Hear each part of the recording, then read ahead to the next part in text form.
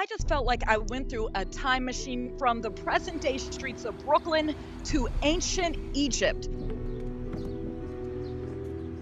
This is a glimpse of the Temple of the Nuwabians. It's adjacent to the bookstore called All Eyes on Egypt off Bushwick Avenue. In our culture, this is called paparar. It's basically a word that translates to temple. The mission of the Nuwabians dates back to the 1970s and was founded by Dr. Malachi York. Egypt is one of the heights of African civilization, and it shows us as a people in our glory, in our magnificence, and showing how we don't build ghettos, we build elaborate civilizations if given the opportunity. They don't get involved in politics or religion, but they say their purpose is to restore the power of ancient Africa.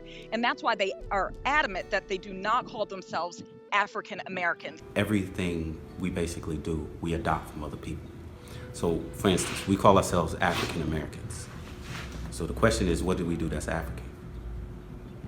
Very little. Nuwabians believe the origins of blacks comes from extraterrestrial life, but not what you see in movies. So we're not talking about ET, nothing spooky, but they say the Bible and a lot of religion actually does admit that life comes from outside of the earth. Every religion acknowledges extraterrestrials.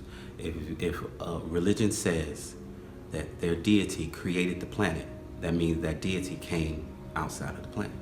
He came from another place. Their philosophy on whites and other races is that blacks in ancient Egypt were around thousands, if not millions of years before all other life. These are products of different extraterrestrial interventions. So when you're looking at a Caucasian, what you're really looking at is an albino East Indian. Bill, they have their own language. Our language is called Nuwapic.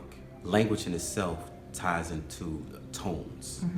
Tones resonate with a being, especially with your DNA.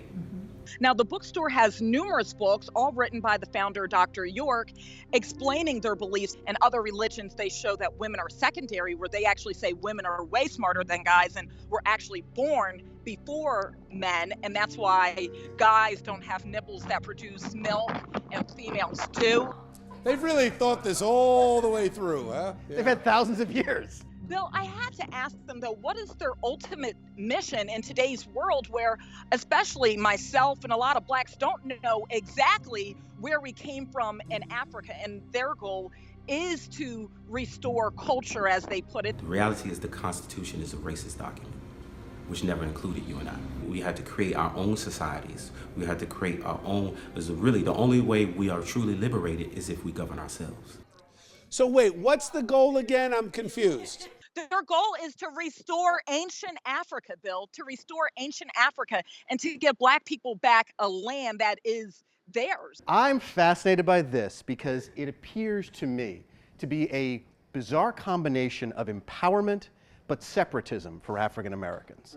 To want to believe that you are destined from this lineage that is special, that's unique, that was first, but at the same time makes you separate. I think it's a really interesting dynamic going on here. Michael, you want to weigh in on the seriousness of this, too.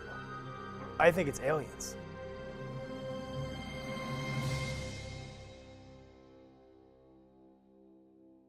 What are you supposed to be holding?